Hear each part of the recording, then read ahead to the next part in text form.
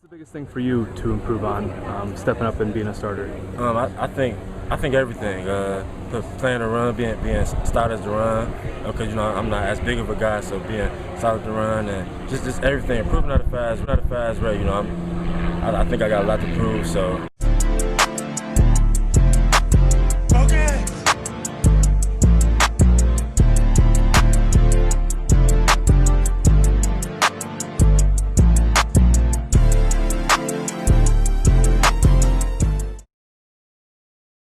What's going on, everybody? Welcome to episode 14 of the After Effect podcast. I am your host, LeBron Stephan. We have a very special guest today, another female guest, Kaylon Eppinger, former USA indoor bronze medalist in 2015, indoor silver medalist in 2016, Cleveland native, Ohio legend, was the 100-meter state champion in the state of Ohio, 2007, our senior year. We went to high school for a few years together. So excited to have her on the guest to give, some perspective from a female athlete's point of view. And just continue to push the culture forward. So I'm just waiting for her. Just sent her the invite. Just waiting for her to jump on. What's up, KK? Can you hear me? Hey. Sorry, I just had to go and do it on my phone because my laptop is telling me I gotta go. I don't do laptops for real. This pandemic's just forced me to have to, break out of the old ages and get a laptop and stuff like that because I don't really use this stuff for real. Right, yeah, I already know. I appreciate you carving out some time for me. I'm sure you're busy. No, not right now. I have to work out about an hour ago. Oh, okay, you already worked out? Yeah, I'm gonna work out after this. Mm-hmm. So where are you at right now? Are you in LA? Where you Yeah, at? yeah, I'm in LA. I started this podcast to basically just try to give people like us, former athletes, a voice to talk about our upbringing and our career from ranging from middle school, high school, college, pro, and then more importantly, just that transition out. Okay, cool. Yeah, yes. Nice. We could dive right into it. Talk about just the Cleveland culture. Obviously, we went to Warrensville Heights High School for a few years together. You were like a 3-sport star: volleyball, basketball, track. So just talk about like the Cleveland culture in general, some things that stood out to you just growing up there. Well, just overall, I come from a big family, so the competitive nature has just always been it's just been instilled in me from before birth, and so it's just been a competition ever since I made it to this world. But Cleveland in general is I guess if you're not from here, you wouldn't really understand. It's like New York is like a concrete jungle. It's like our own little jungle around here. You know what I'm saying? So sports being in the north, we kind of got overlooked unless you was just like that, just outstanding athlete. You know what I'm saying? We don't get really good looks from a lot of big time schools. It's not like a big recruiting area for big schools for unless you're football. You know what I'm saying? But other than that, in my field of athletics with basketball, track, and volleyball, you know what I'm saying? I'm not the shortest. I'm not the tallest. But it's just you just either had it or you didn't, pretty much. Either you had it or you didn't, and if you didn't have it, everybody was gonna talk about you. So that's just what it is. It was a dog-eat dog world out here in Cleveland, and if you was it, everybody knew who you was. Right. I love that you said that. It is kind of like a jungle in a sense, like for sure. And like you said, people in Cleveland are just ruthless. So like if you had it, people was gonna know you, and if you didn't, people was gonna let you know that you didn't have it. Exactly. Everybody around them was gonna know you didn't have it. It was it's just what it was. Yeah, you already know. So state champion in the 100-meter hurdle your senior year of 2007. Like talk about that experience. Talk about your preparation, the hours and years of preparation that you had to leading up to that to finally be the state champion your senior year. It took a lot of hard work because one, my freshman year at our LEL conference meet, I had like a hit pointer. So pretty much like off of the relay, like I had won like the 100 hurdles, the 300 hurdles, and then I did pole vault just so that way we would always come up like a couple points like short from winning. or just like being in the running. So I picked up doing pole vault. So a lot of people don't know, like I was a gymnast as a kid. So really versatile with a lot of things. So I remember Coach Smitty was like, you know, all you need to do is just prop yourself up and just flip over the bar. And I'm like, all right. So that kind of offset it. And then I remember running the 4x1. I was on third leg. We was at Bedford High School.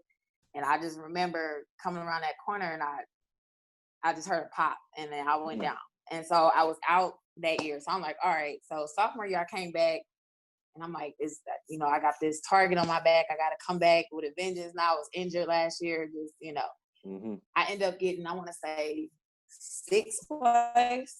So I ended up making it to state and then made it to the finals, got 6th. So then my junior year, I think I got 5th, I believe, you know, and it was just, at that point, my junior year, I would just call it, I was being thirsty. I was too thirsty, you know what I'm saying? And the competitive side of it was just, instead of just taking my time and running my race and doing what Kay does, I was just like, you know, Collinwood, they always winning, you know, da-da-da-da. And then at one point it was like, I'm about to transfer to Collinwood.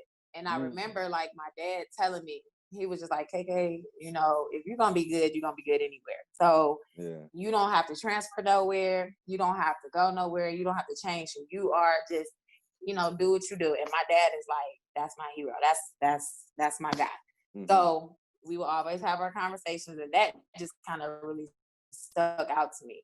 And so senior year, I just kind of really just, I got quiet.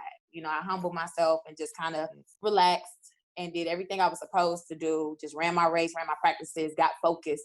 Because I'm a person that really get distracted, believe it or not, because how I am in competition is definitely not how I am in practice. You know, now once I started, you know, doing the multi-events, that was a different ball game. Focus had to always be on in practice and in competition. But I just got focused and really buckled down. Then it was just me. I was the only hurdler after my sister left. And so that's 2 years of hurdling by myself. And I just had to just use everybody else around me to just breed me to be better. And it wasn't until indoor season, I remember basketball, we did pretty good. And I had one meet to try to qualify for indoor states.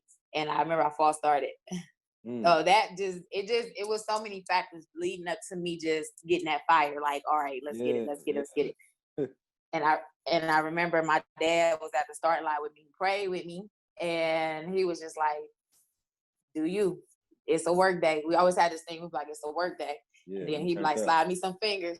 And he'd be like, slide me some fingers. And we do a little handshake. And then after that, the gun popped off and that's what it was. Murder, she wrote. I think that's so inspiring for you to get 5th your junior year and then put that work in and get 1st your senior year. Usually, most people, if they get 1st their senior year, they probably done got like 2nd or 3rd. They, you know, where they was real close. But 5th to 1st, that's like a hell of a jump. And I was actually in 2nd. Yep, okay. I was in 2nd place. I was in 2nd place at that meet. And the girl who actually turned out, I want to say 2 years later, turned out to be my teammate, Hannah Dawkins. She is a hurdler and a sprinter. And for some reason, I guess what happened, I was in a race, so I didn't know.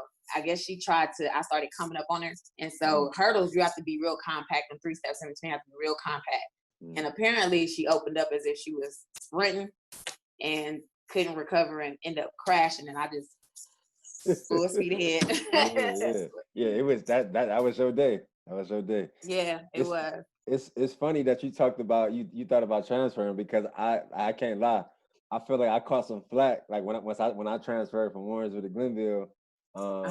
People used to always tell me that, like, you know, it don't matter where you at, and if you nice, you nice. And when I left Warrensville, I already had offers. Like I had offers already when I went to Glenville. But it was, for me, it was more so of a decision.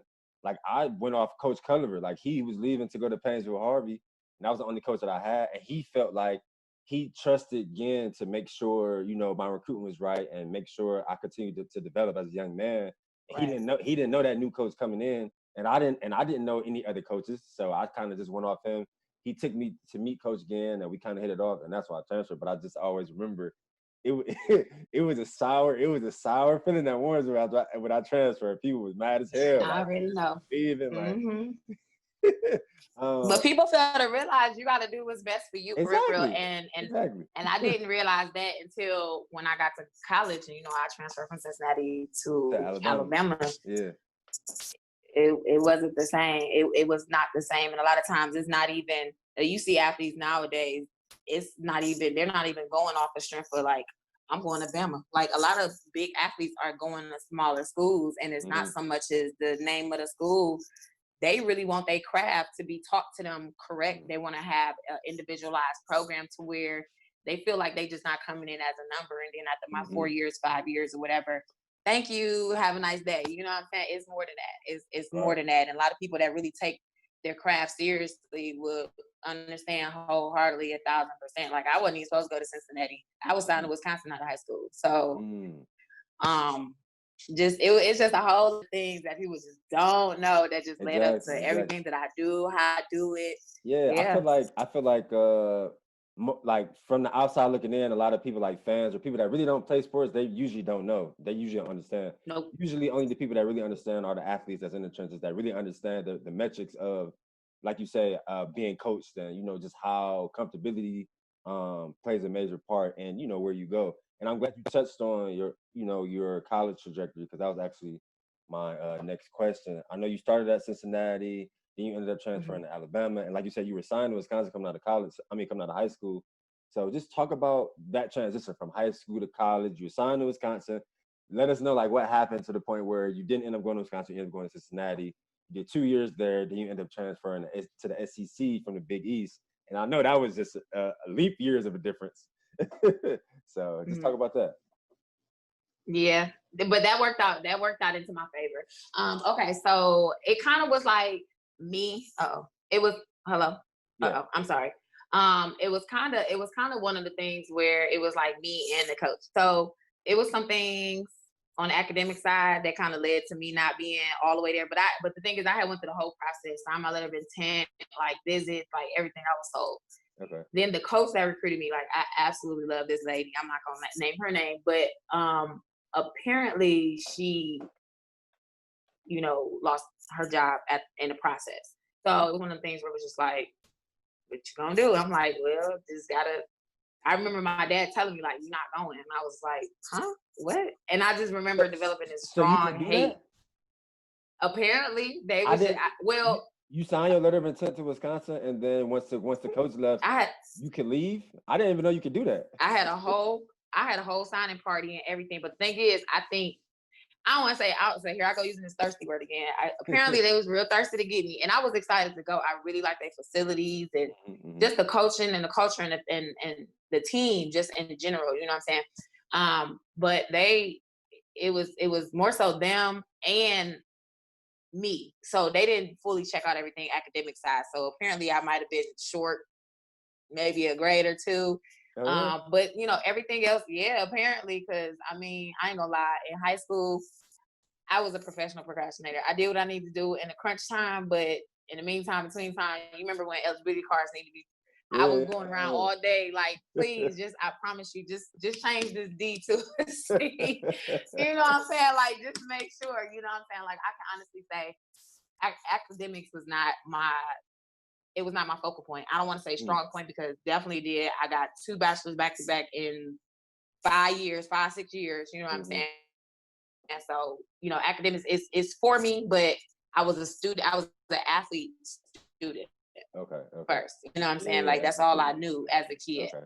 And so pretty much like once Cincinnati was like the only school that was still like offering the most money at the time. So I was just like, okay, why not? Going to visit and just go from there. They was at the state meet. They was like on the front row. Like they made it gravy. They was gravy. Like, we here for you. They was in your face. They wanted you. They was on me. And so it was like, once I got there, everything was cool, but like I said, the academic side kind of hurt me. So I had to take some lower level classes to get myself back up. But in the process of that, it was a lot of things that I felt wasn't discussed thoroughly with me. And just in general, like, I just really hated Cincinnati. Like, since the city of Cincinnati, like it's beautiful, don't get me wrong, but it was just a lot of things about the environment. You know how like somewhere it's like, I just don't feel right here. Yeah. I just did not feel right there in yeah. Cincinnati. So when I've I been there was before. talking, I went and and and they got some great things, you know, about them, and campus is beautiful, but I'm like, I'm not happy here. And so I just kind of took the partying and just training and not focusing on my studies my freshman year. And I did pretty okay on the track side, but it was like that summer, like I had a conversation with my coach and I was just telling her, like, listen, like, I'm really not happy here. It's just, I don't know what it is. Like, I don't know what I need to do, but I'm not really happy here. And she was a German lady. She was a real German lady and just, I mean, real headstrong. She reminded me of like Miss Trunchbull off of Matilda because she sounded like she just real butch like that.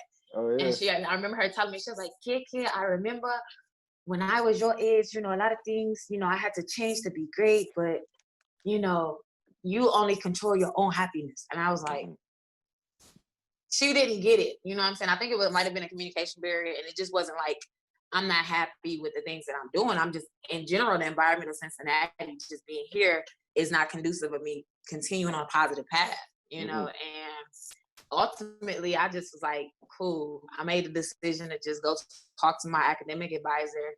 And I remember just letting him know, like, I need to leave. Like, well, where will you go? And I'm like, well, I'm gonna send out these 3 emails. I remember putting together 3 emails, and one was to Texas, one was to LSU, and one was to Alabama. And I was like, well, I like these schools equally, and whoever answered back first, that's where I'm going. Alabama answered back the next day. Next day, and they was just like, hi, you know, we're interested, but we cannot continue further contact until we speak to compliance to get you a release. They got a release within the afternoon. Wow. And that's how you know it was no communication, because the coaches didn't even know. They got the release. They released me on the spot.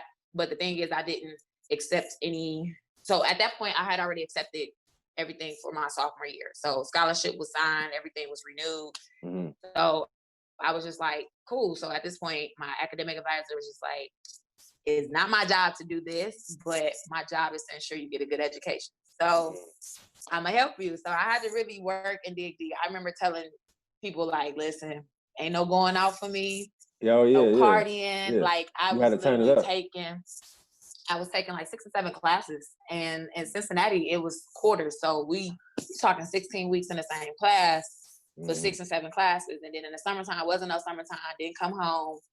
I was just taking summer class. I mean, my classes got so intense to where I was taking classes with like paralegals, police officers. It was just like a whole lot of professional people. It was nobody my age for real. Yeah. And I remember it was a whole year. I did the whole process because Alabama was just like, well, what do you want to do the next semester or like the next year? And I'm like, well, the next year will just seem ideally because, you know, we're on quarters, y'all on semesters. So we all get out and go in at a different time than we do. So they was just like, no problem. I took my visit that summer in June, and they were just like, well, you need to be back during this day. So halfway through July, I found out, you know, all my classes and everything is on point. And I'm able to, you know, make the transition. Now, the only downside to this during the whole process, my daddy was not on board. I did everything on my own. Oh, wow. He didn't. He wanted you to go to Alabama. He wanted me to go nowhere. I'm the baby. I'm the baby of 7 kids. So you gotta think, your last baby, your baby girl going off from 4 hours away to almost 12 hours away. Yeah, right. Super far. Yeah. Yeah. So we were at odds for a minute, and I was just like, well, I'm 19, so I'm doing it. Sorry. And I remember it was like the day before I needed to go. And it was a Sunday, you know, my dad's a pastor, and it was like 11:45 in the morning, and he's calling me, and I'm like what, you know? And he was just like, you know, I was praying and I was talking to God about everything. And as I was praying, I was packing, and I'm like packing? What that mean? He was like, well, I'm on my way. I'm about an hour away. We're about to go to Alabama. We're about to take you to school, and everything was perfect, you know? And that's what's up. Yeah. And I remember him just like apologizing, like, I'm so sorry, just because he was down there for a few days, and so they treated him real good. Like, he was down there with the AD of the school. He was down there with the coaches. I come back, he got gear. Like, I'm like, what? I'm like, yo, he's like, I went to the football locker room. He know how to talk his way. He know how. So he came back and he linked up with buddies and everything else. And I mean, he had a good time. And I mean, it was just a great moment for me to just do something on my own and then still. Yeah, to have that seamless transition. Yeah, and absolutely. I know going from, like I said earlier, I know going from the Big East to the SEC was a lot different once you got there, because the SEC and track, that's like that's top of the There's some line. horses. Yeah. They some horses. That's top of the line. Now, big horsey down there. Big horses. And I say that worked out for my favor because, and I believe they did it on purpose. So when everything worked out for me to be there, you know, you have to have 12 credit hours to be full time.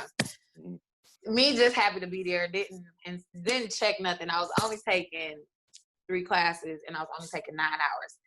So for some reason, did nobody catch this until the day we was leaving to go to Christmas break. So I done did this whole year training, everybody hyped. Yeah, everybody like, yeah, she about to do work this year. Our last practice before I left to come home to Cleveland for Christmas break, my coach was like, yeah, so I just want to let you know, like, you weren't eligible. You was taking 9 hours. You needed to take 12. That was a mistake on our end, you know, so you got a red shirt this year. That don't even make sense. Like, it don't. How was it? I know you had an academic advisor. How was they not checking to make sure you had 12 hours? She was in there. She was in there too. And you know what? To this day, she's a good friend of mine, and she was in there too.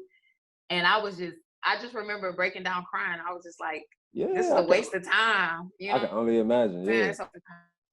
But it worked out because, you know, ultimately it was one of those things where I was low-key kind of scared anyway. Like, these some dogs down here, you know what I'm saying? But it allowed me to adjust, take a breather, because now, mind you, I done did that whole year where I was competing, training, and my sophomore year at Cincinnati, that was one of my best years ever. Like, I started running 13s in the hurdles, jumping higher in the high jump. I started the multi-events. Like, I was scoring at Big East. Like, I was handling business, you know? And so they was excited, like, my next 2 years. And I'm like, I'm be at Bama. Right. Which that conversation was uncomfortable for everybody. Well, only the head coach, but everybody else knew I was leaving. They was like, you was just too quiet, and everything was good. So, but with the whole thing of me redshirting, I was still training. I went to meets and traveled on my own dime, unattached. Because most people, they redshirt, and what they do, they kick it, they party. Like, well, I'll see y'all next year. Yeah. Most of the time, they won't let you travel. They made me train still. I still went to meets, and I still was handling my business because I felt I still wanted to get a taste of it. Even if I didn't go with the team, I had a car, you know, I had money in my pocket. Most of these meets around the SEC, unless you're going like Florida, LSU and stuff, like Ole Miss is like 2.5 hours away. Mississippi State is like 45 minutes away. Tennessee is about 6 hours away. And we was going there like, oh, no problem. And then we always had a few meets at Bama. So I had a full-fledged season, you know, even though I was unattached. And they was excited, the stuff I was doing. And it just worked out in my favor. Now, when it came time for me to suit up with the Bama gear the next year, I handled my business. And from then on, it was like one of the best things for me. What was some differences, like your first meet at Bama? Like, what were some differences you could point to as opposed to like your last meet at Cincinnati? Just everybody was faster, right? Just the competition was better. Well, yeah. And the thing is, you really you can compare, but you really can't, because I think I had a whole year of different training style. I done went from somewhere where it snows a good amount of the year to where it don't really snow. You may get some flurries. It's more hot. It's humid. You know what I'm saying? You get more of being on that outdoor track and that outside terrain longer than somebody who's training up in Cincinnati or up north where it snows. You know what I'm saying? So just overall, just I would just say the training and my determination and my drive. Like it just made me more hungry to just go out there and handle my business and to not lose. If anything, you know, that adrenaline, which is I call the nerves. It just for some reason it just fuels you to just run faster and just be better. Like that's just what it is. Yeah. Any moments at Alabama? Did any moments at Alabama stand out to you? Like within those last 2 years of you competing? Any moments stand out? Yeah, a few of them actually. So the one was actually my first SEC meet, and my first indoor SEC meet, I was like nervous. I had just did my first multi like the day before, so I ended up getting, I want to say, fifth place. Fifth place. So I scored for the team. You know, I'm always the beginning of everything as a multi eventer. But I always do the open hurdles. I always did the open 60 hurdles. And I remember I'm like, I don't miss no finals. I've never missed no final. I only false start and missed one race ever. Other than that, I don't miss no finals. I don't miss no races. And I remember making it the last spot to the finals. And I remember I was in lane, and you can pull up too. I think I was like in lane 6. And you got these girls that's doing 7.9, 7.8 in the hurdles. And I think my fastest time was only like a 8:40.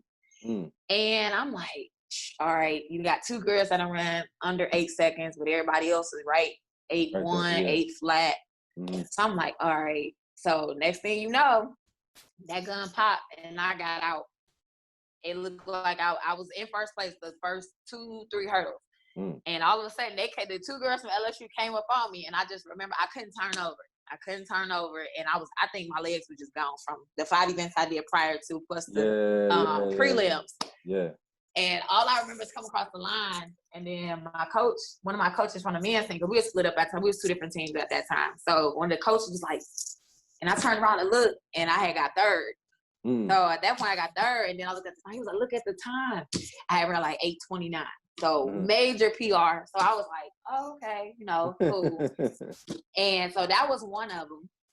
And I would say when I ended up getting second. Which is to one of my closest friends. She went to Arkansas. Her name is Nakiba outside. And I was in first place for the Pentathlon the next following year. And I remember, what was it? I had throughout the whole meet, the coach was like, all right, they always had a little book for the multi because everything is based off point. So he's like, all right, if you jump this, you'll get these points. If you run this, you'll get these points. You know, then you'll win and then you'll get the school record. You know, you'll do this. So I'm like, all right, you know. And so my mom and dad had popped up. Then we was at University of Kentucky. So at this point, we like, hold on, excuse me a second. I had to turn my air down. I'm freezing. So my parents had came, and I remember it came down to the 800. My coach like, you got to be 10 seconds in between her and you, because if not, you gonna get second, and then on top of that, you gonna, you know, you're not gonna get the school record. So I'm like, all right, so let's just go. And I hate the 800, and all I remember was getting out, and then all I remember is like the bill. 2 people came up on me. It was the girl Makiva, my friend, and then our other friend Erica Bogart. She's actually like top in the nation right now for multis. Wow. But when I came, I did third across the line. So I came, I want to say it was like 11 point something seconds. Yeah. Was that a PR? So I was just under the 10. No. Oh, okay. I was supposed to be within 10 seconds. Oh, okay. And I came in like 11 point something seconds. And so I still ended up getting a school record, but I dropped down to second place. But I think one of the biggest moments was, it was like we were on like the SEC network, and like they had the big screens up. And one of my brothers lives in Louisiana, and he was out at like a sports bar or something, and he was like, wait a minute, there's my sister, there's my parent. And then I guess his friends like, no, you don't know them. And so all of a sudden, you see us on this SEC network, my dad on FaceTime with the phone, just like, and everybody, I'm gonna tell you, everybody was blowing me up like, girl, I seen your parents and y'all, you know. But I mean, to get the school record was just, you know, it was one of those things where it was just awesome, amazing. My name's in the history books forever. Yeah, forever. And the place that I took to take second, you know what I'm saying? Like, I was one spot away from SEC champion, but a lot of times it was much bigger because I got more a long-term reward, you know, with the record. You know, records are meant to be broken, and to actually get a record at some place that like Alabama, like the school like that, you know. It's definitely. It's just one of the things. Yeah, that's top of the top. Don't get no better than that. Yeah. So I saw that You were 2015 USA indoor bronze medalist, 2016 USA indoor silver medalist. So talk about like your preparation, because I think you graduated from Alabama what, like 2012. So did you train from like 2012 to 2015 for those 2 years or what? No, so 2012 was my last eligibility year. So at that point, Olympics, I wasn't looking towards the Olympics. At that point, it was more so just rocking out my senior year, graduating, and ultimately finding somewhere to further my training. And so, which my coach at the time was just like, was heavily helping me on how we were going to transition from college to pro. But then out of nowhere, he just kind of flaked, and it was like I was by myself. But luckily, I had like a week off after graduation, and then went right into finishing my second degree, because I graduated May 2004, May 4th, 2012, then May 4th, 2013. So I graduated the following year on the same day with my second degree. Okay. So at the time, I was still doing some training and whatnot, and I ended up tweaking my hamstring, but I tweaked it to the point where it was kind of bad, to where I had to kind of start all over and rehab my whole leg. Yeah. And so heal back. Yeah. So luckily I was in school to be, keep myself busy and mobile and stuff like that. And then also on the side, I was, getting my rehab done at Bama. And then I was doing a little coaching at one of the little HBCUs down the road. So I was just always around track. And so at that time, one of the guys that was still on the team, he's from Canada. And he was just like, well, I just kind of hate how, our coach, the one who flaked on me, he's like, I hate how you did you. But one of our coaches in Canada, I'm going to link you with him, because they're opening up a new training facility in Phoenix, Arizona. Okay. And so I got in touch with him, and we talked, and everything worked out. And that October, I was on my way to my new journey and moving to Phoenix to train there. So I actually took that whole 2013 off. I was actually competing indoor, then outdoor. That first outdoor meet was when I, had the hamstring. So I just took everything off and rehabbed and got myself back 100% until, I was able to move and have them take over everything. And I was severely overweight once I got there. But that was one of the main things they wanted to do, was drop my weight, which they did. I dropped over 25 pounds. And it just worked out. It just really worked out for me to just really, that first year was hard. I was heavy. I was just needed to settle into their program. And for me to transition from 2014 all the way to 2015, that was like my breakout year. And from then on, it just made a statement, because I was at those meets in 2014, but I mean, I wasn't making finals. I was there. I was competing, but pretty much I was just there. Yeah, I was competing. I was there. Okay. Yeah, I moved out there. What was it, October 2013, and then we started training. We started competing in 14, and it was hard, but I mean, I came back that next year after off season. You made bronze. Yeah, like what had no issues. Yeah. What did that feel like to get bronze and then get better and get silver the next year for like a big meet like the USA indoor? Like that's top of the top. Other than the Olympics, that's like neck and neck. That's right under the Olympics. So it's like because the USA is one of the hardest teams to make. It is not one of, but the hardest team outside of Jamaica. USA is the hardest team for the Olympic or World Championship to make. So for you to place in those races, like I'm obviously, like you said, you put in a lot of work, but just give me some details on how I felt, like especially as a pro. You were a pro doing it. It felt awesome. You know what I'm saying? Like I've never been really one to be too extra hype about things. At home when I take things in, it's a different feeling when you by yourself. But but I don't know. I'm just real poised about things. I'm real poised and conservative. Don't get me wrong. I get hyped, when I see the times, but I don't like to overly get hyped. And I think that's only because as a multi-eventer, you have either 5 events indoor, and then outdoor is the heptathlon, so it's 7.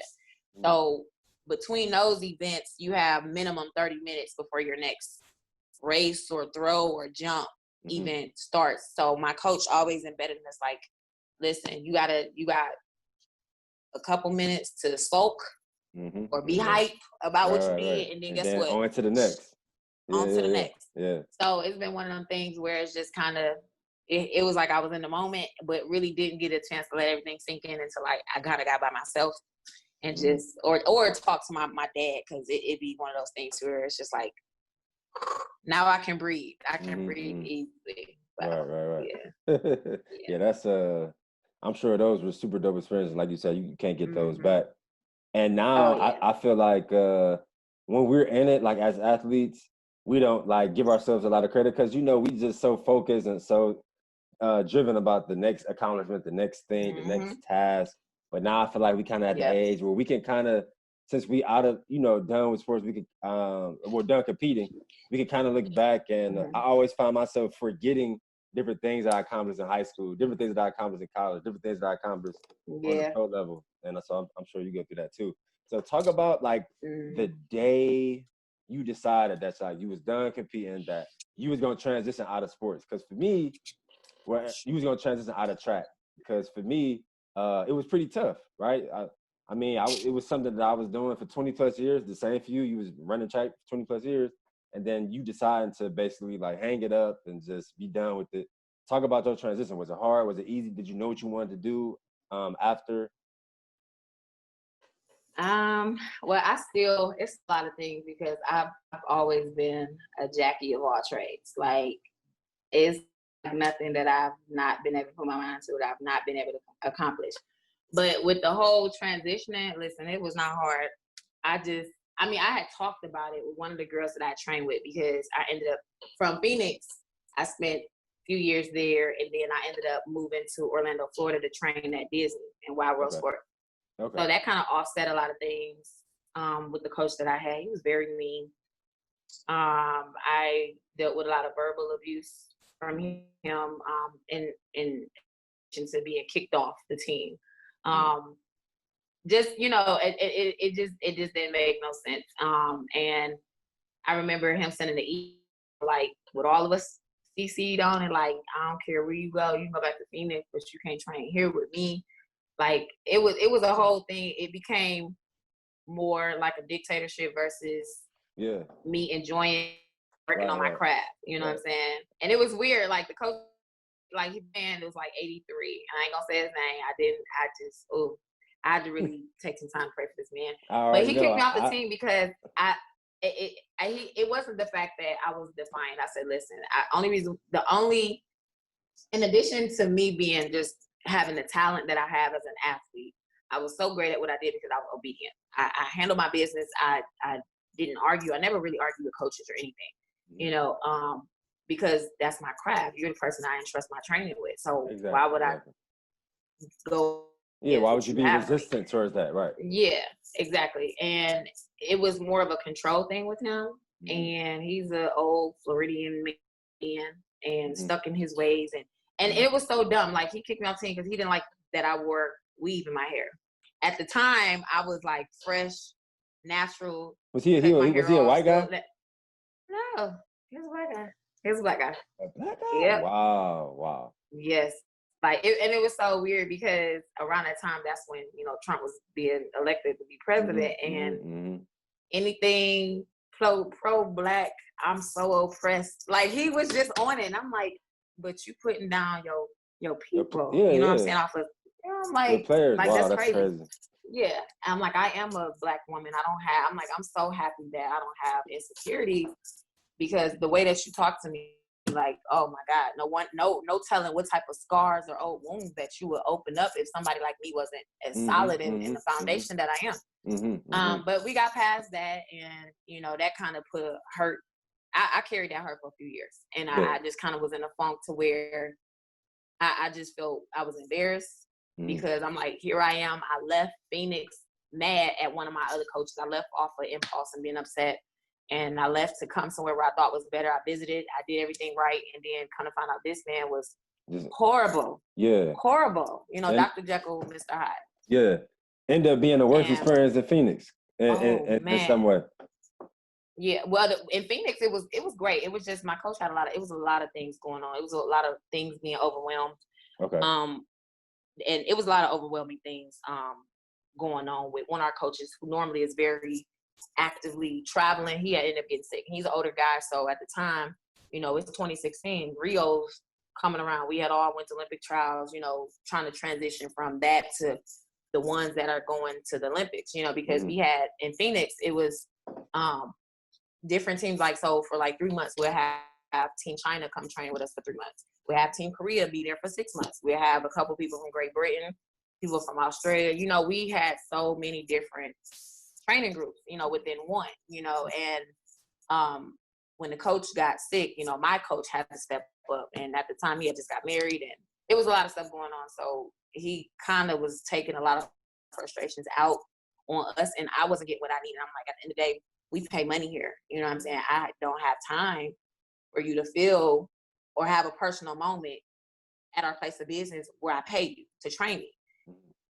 We have our moments where we unload our baggage and what we got going on, but when we step on the track, that's our safe haven. You know what I'm saying? I wasn't disregarding, but when I'm pretty much not getting what I need and I'm paying you, that's a problem for me. And I'm not going to be quiet about it. So I felt it was best for me to leave. Maybe it's too much on your plate. I'll leave. And that's what I did. And it ended up not working out for me, but it did work out for me because, I mean, I learned so much about myself on moving forward. So I learned that I could personal train. I could train myself. I did a lot of stuff within myself and other people where I just kind of started a new hobby, I would say. Yeah. You kind of reinvented yourself a little bit. Exactly. And just trying out different things. And so when I moved back here to Ohio, I started training at University of Akron. So been on a head coach for many, many years. Trained there for 3 seasons and just every year it was a different experience, you know, something, and it just kind of trickled down and kind of got worse. Now, as an athlete, I'm going to put on regardless, which I did. But I just didn't feel any increase. I didn't do too many meets out of the state, out of town. Like I would go to Phoenix here and there and go to a couple meets, or I'll go to a meet in Canada or 2. But other than that, like, and then I had an agent who just kind of, our communication just was not there at all, you know, so we linked in 2015 when I had that great year, and then I signed with him, and then it was like, from then on, when I had that breakout year and just started progressing, you would think stuff started hitting for me. I didn't get the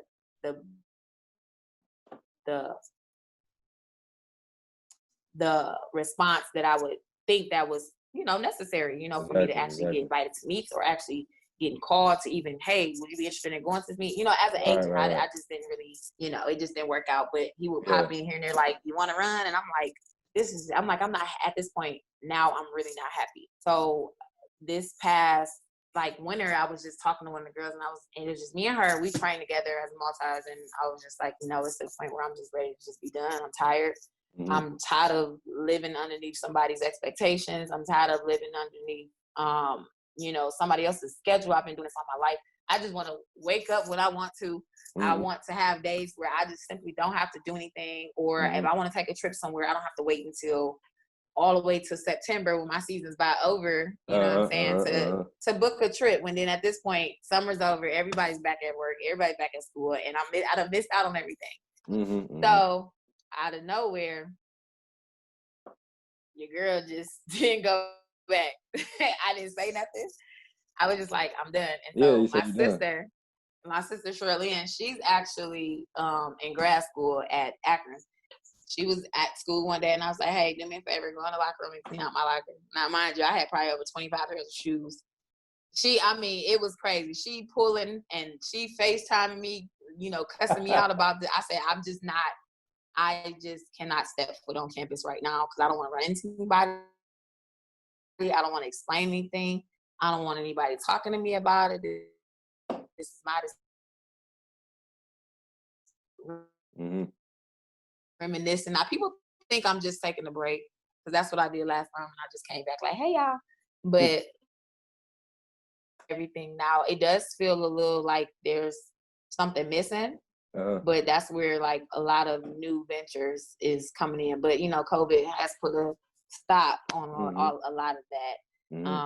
Because I want, like, the next things that I want to do is it will have me having to travel and go do different things and different types of tryouts or different types of, you know, castings and stuff like that. So it just kind of put a damper on things for me. Yeah.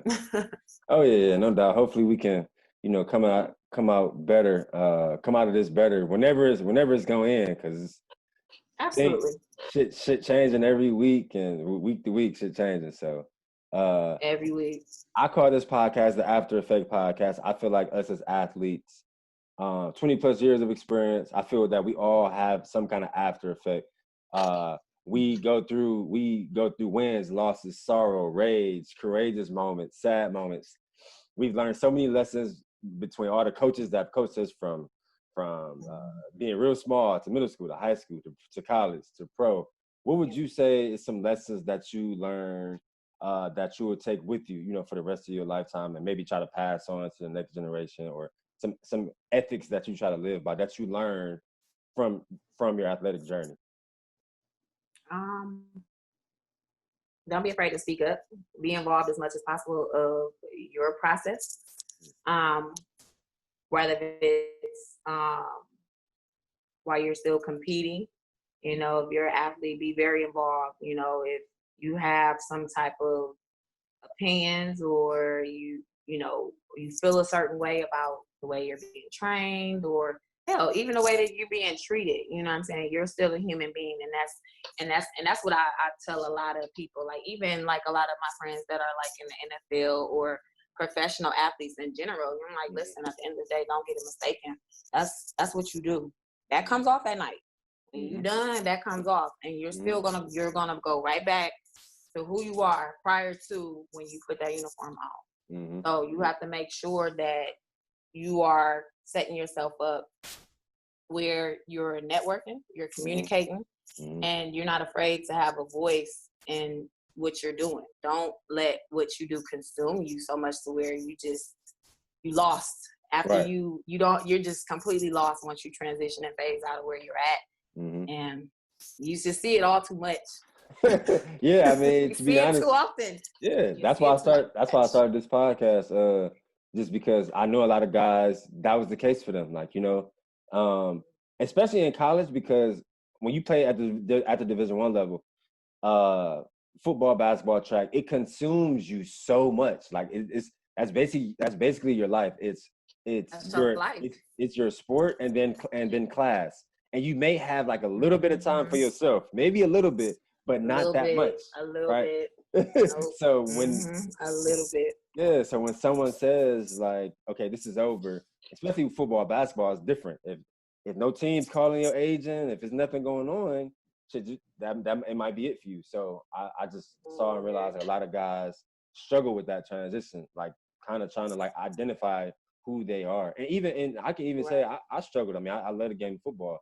I struggled to really find different passions, what brought me joy, you know, what would give me the energy that football gave me to want to wake up in the morning and attack things. Right. I have been attacking things all, you know, my whole life. So yeah, that transition can be tough. And like you said, you got to have a voice, but also I think you got to be like just tapped into other things. So when that sport is done, the transition can be easy, and that's why I wanted like a female perspective, because I know it's hard for males, but I know it can be hard for females too. It seems like females kind of have like a more like controlled approach. Like they kind of know like, okay, this is probably about to be over, so I'm going to go and do this. It seems like it could be easier. But that's why I wanted your perspective. Woman's intuition. Right. I feel like men have it too, but you know what I'm saying? It's more so I think that in a sense, guys kind of, it's that pride. It's like, no, can't let it go just yet. Can't let it go just yet. I still, you know, and the thing is, everybody goes to that, but, you know, men, y'all have y'all egos, y'all have y'all pride. So it just, y'all can have, y'all could be sitting there 2 legs in a kickstand. I'm still going to make it happen. You know what I'm saying? But women, it's just kind of, we understand. Yeah, you accept it. You accept what it is. We accept it. Yeah, definitely. Yeah, I mean, and you know, they always say women are women mature at a faster rate than men. So I mean, you know, that makes sense. Yeah, and we emotional, so we go through our emotional side of dealing with, letting go. And then after that, it's like, all right, I'm good. So what's next? It's like women, we bring life into the world. So we're nurturers. So we know how to transition out of situations to improve and grow it. How we can That's very true. Yeah. maintain and move forward. Yeah. It's like growing a child. You just moving on to the next phase of life. That's that child you nurturing, and then you moving on to improve it. Yeah. I'm glad that you pointed that out. That's a really dope perspective. But yeah, that's all I had. I appreciate you carving out some time for me to have this candid conversation. No And no problem. Thanks for having me. Yeah, of course. Stay safe during these weird times. And I'll definitely try to keep in touch and probably try to have you on again, like later down the road. Okay. Alrighty. Thank you. Have a good weekend. You too. Bye. Yeah, so again, I got another female guest, USA competitor, bronze medalist in 2015, silver medalist in 2016, ran in the Big East, ran in the SEC. So as you can see, she had a really dope outtake on her career and her transition out of sports. So I really hope that you guys enjoy episode 14. Like the visual on YouTube, subscribe to the channel, rate the podcast on all your audio platforms, Spotify, Anchor, Apple Podcasts. And we look forward to having you guys back on episode 15. Peace and love.